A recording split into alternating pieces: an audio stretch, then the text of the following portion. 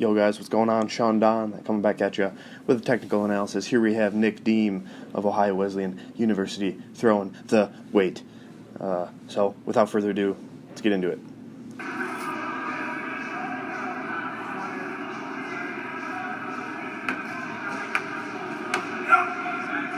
Alright, Nick, from what I've seen and from what I've told you before, this is a pretty solid throw for you. One more time for good measure. Overall, not bad. That right side's looking way more active than I've seen in past videos. So, without further ado, let's break it down. Good with the bump start. Boom, boom, working it in. And you can see here, just a little bit, you sink down right off this hip, which is kind of a no-no. Your posture breaks, so your hips go back and your shoulders come forward just a little bit as you come off this hip. And it's very subtle, but I think it goes a long way in setting up the throw. So as you can see, your chin starts about here, and then as you go to start, it sits down about, I don't know, maybe 8 inches. So as you come off the hip, just work straight across flat. Don't think about going down and then flat. Just go straight across flat. And then otherwise, this is why I'm kind of more preferential to the sling start as opposed to the bump start, because the ball is very far behind you. And you can see where your head's looking right now. It's looking pretty much straight ahead, whereas the ball's back at 180. And then as you come off this bump, you sink, like I already said, and then your head and your shoulder are already much ahead of the ball. And throughout the entirety of the throw, that's the way it's going to stay.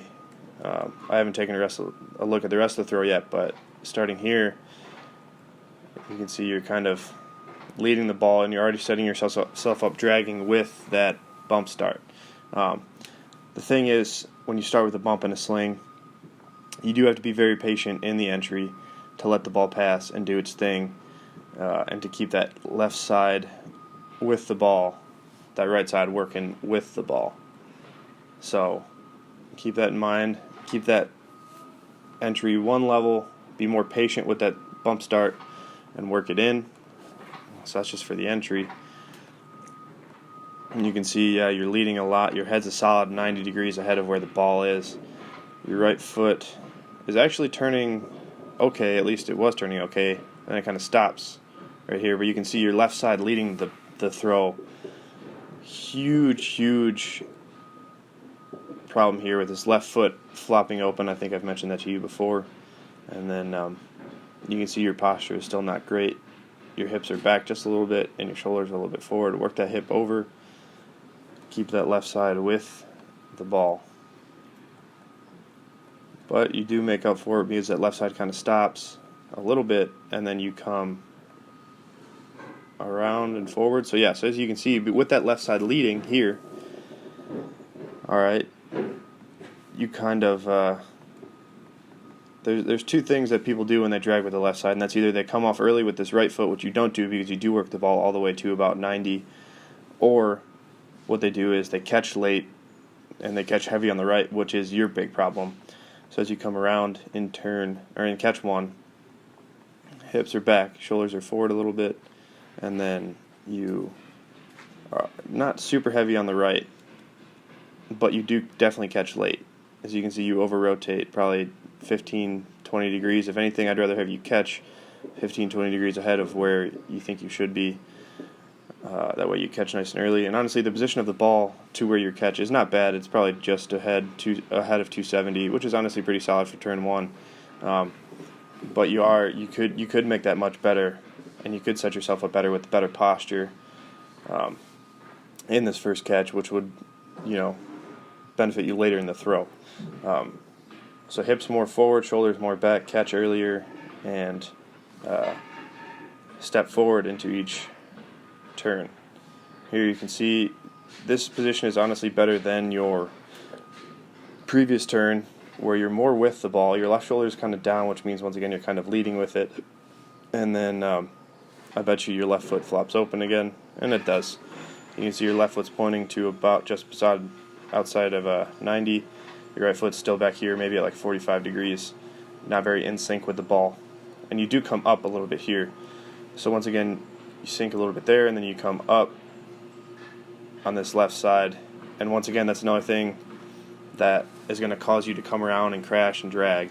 That left side leads. You come up on that left side. That right side is going to take longer to get down. And then you come around, once again, over-rotating about 15, 20 degrees.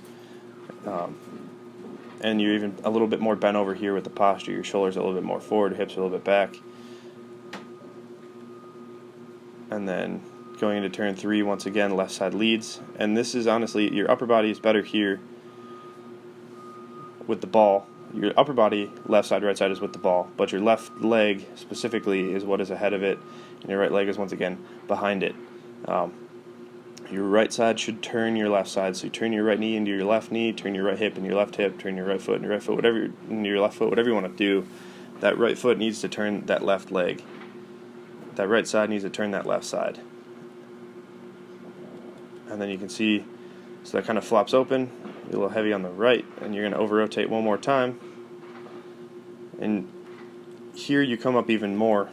And I think this isn't because of your dragging. I think this is because you're getting kind of, you're preparing for the finish, which is a big no-no.